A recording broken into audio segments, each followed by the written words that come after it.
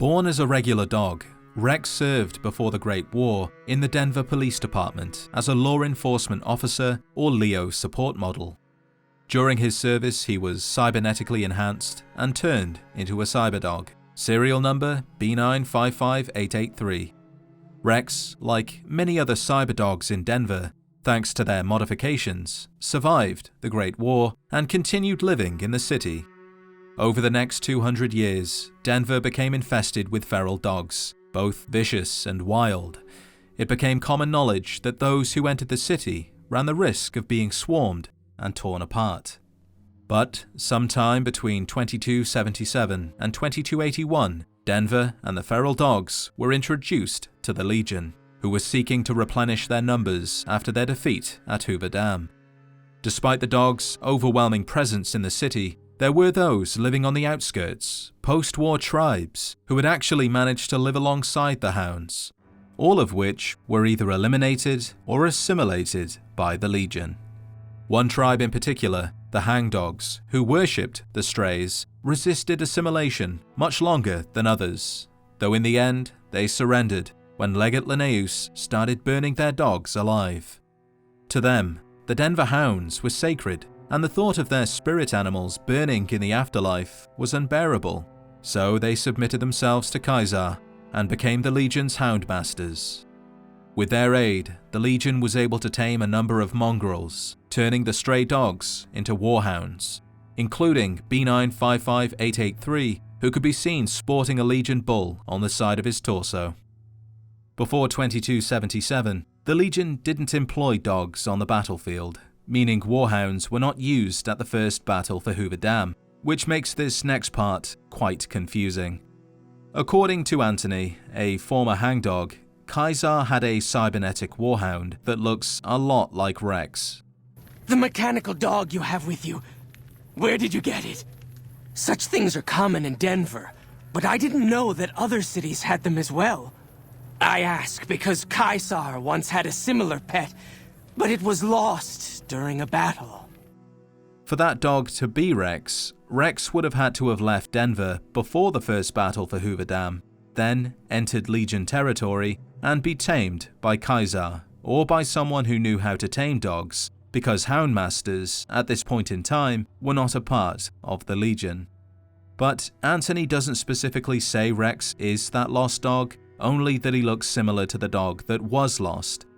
It's possible that a cyberdog from somewhere else, a different city, ended up in Kaiser's possession. That dog did fight at Hoover Dam and was destroyed, while Rex joined the Legion after Denver was annexed by Linnaeus.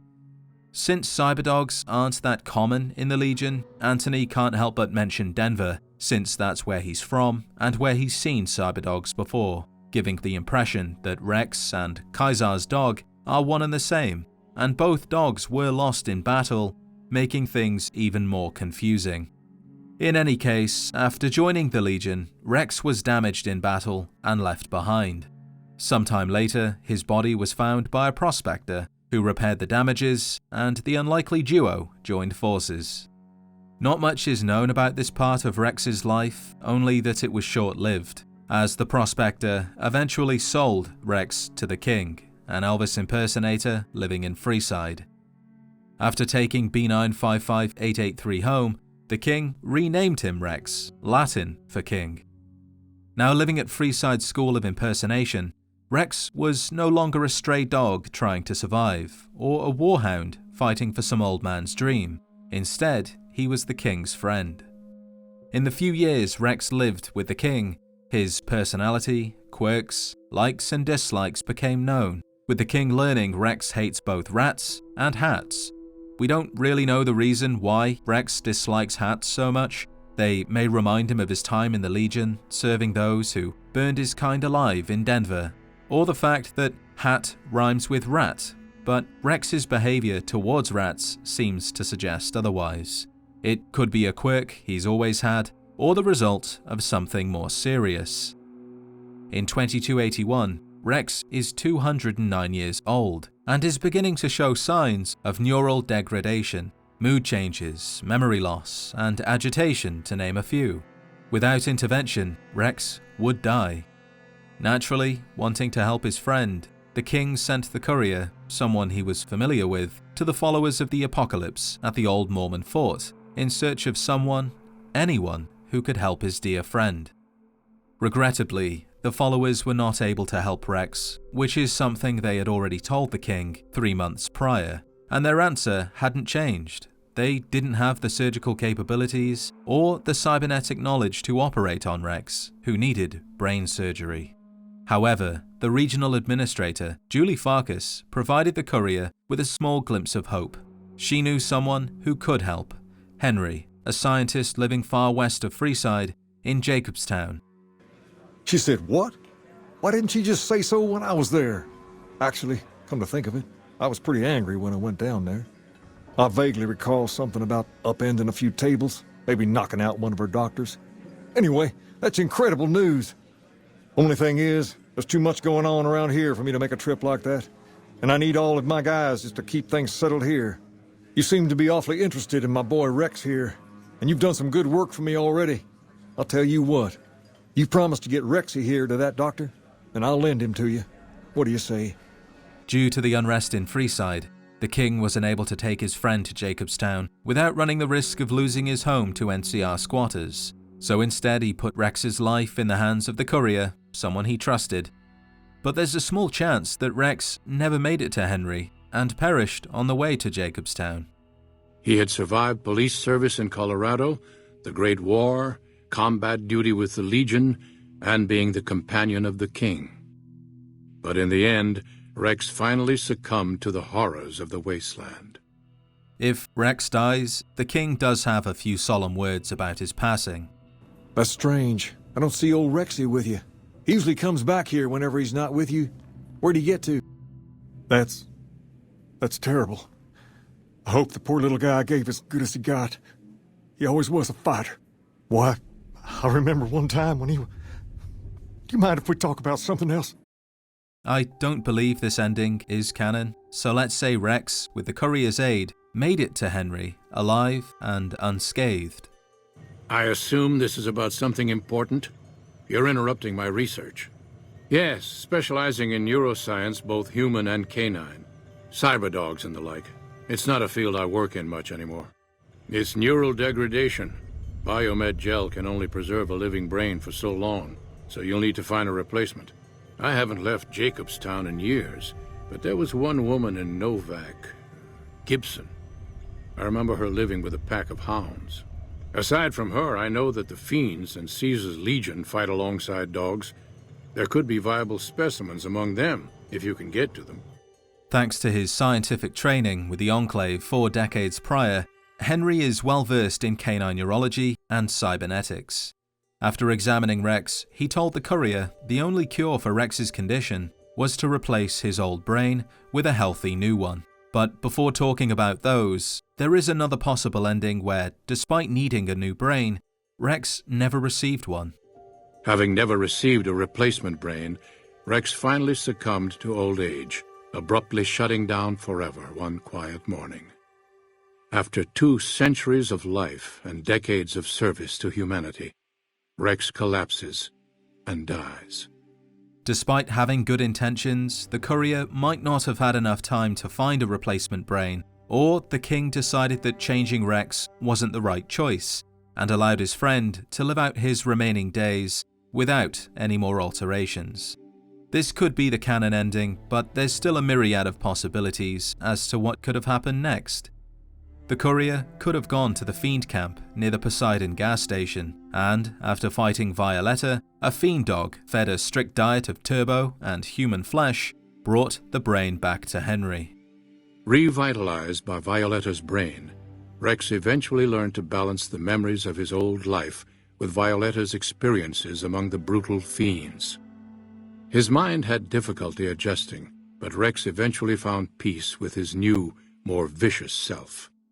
The courier could have also gone to the fort and spoke to Anthony, the Hound Master, and, after giving Looper, one of his best dogs, an honorable death in the arena, brought the brain back to Henry. With the transplant of Looper's brain, Rex gained all of the donor's experiences traveling with the Legion. These melded well with his own memories of the Legion, and his new mind quickly adjusted to the myriad memories. Or the courier could have gone to the Gibson scrapyard and spoke to old lady Gibson, and after buying Ray, an old dog whose natural life was almost over, put the dog down and brought the brain back to Henry. After Ray's brain was transplanted into Rex's cybernetic body, it took Rex some time to adjust to the old scrapyard dog's memories.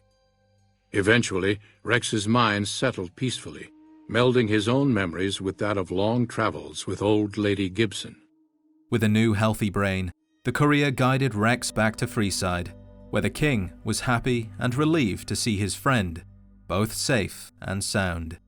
Why, Rexy, you look all better, boy. Good as new. Did my Rexy get a new brain? You're a man of your word, no doubt about it. I can't thank you enough. If you want, hold on to Rex for a little while longer. I'm sure he'd enjoy that. Was there anything else you wanted? While we don't know which brain was used, this still isn't the end of Rex's story, which does continue thanks to Roxy in the Old World Blues DLC. Roxy is a temporary companion that can be created indefinitely by splicing a dog and a robot together. Roxy has little to no lore and really only serves as a way for Rex to have a happy ending, despite the courier's choices. So even if Rex dies during your playthrough, or didn't receive a brain, it doesn't matter. However, there's only one slide for all 4 potential endings, and Roxy doesn't speak English, so for these next parts, I'm just going to translate. The cybernetic canine, gender female, designation Roxy, sat in her guard post in X8. That is, until her I'm in heat programming circumvented her stay routine, and she loped into the Mojave. There she ran across the corpse of Rex. She dragged him back to the Big Empty and had him rebuilt for company. The two of them then constructed a litter of cyberpups, a small army of Boston Terrifiers that gnawed and devoured anything in their path. There, she ran across Rex at the King's School of Impersonation. His brain was failing. That was all right. He was still smarter than the think tank. The two of them constructed a litter of cyberpups, a small army of Boston Terrifiers that gnawed and devoured anything in their path. There, she ran across Rex, who had been following the courier just as she had. They barked for a while and realized they had a lot in common. The two of them constructed a litter of cyberpups, a small army of Boston Terrifiers that gnawed and devoured anything in their path. It's impossible to know the canon ending without developer confirmation or references in subsequent titles, but the endings don't really matter. Rex is 209 years old. That's a lot for a single dog to experience. Over 2 centuries of servitude and survival. It's a miracle Rex continued living at all. But in his twilight years, he discovered the king, a man who was able to look beyond his cybernetics, his branding and scars, a man who didn't see Rex as an instrument of war or a commodity to be sold. Instead, he saw Rex for what he truly was, a loyal companion. This companionship is rare in the post-war world. Most relationships are transactions in disguise, but the king didn't ask Rex for anything. He allowed him to be himself. And that's why no matter how long or how far Rex travels, no matter what brain he receives, if any, or who his master tells him to go with, he'll always return to Freeside to be with his friend. Be sure to show your support by liking the video and subscribing if you haven't already for more Fallout content. If there's anything you'd like to see in a later video, leave a comment and I'll see what I can do. With that said, thank you, as always, for watching, and I'll see you in the next adventure.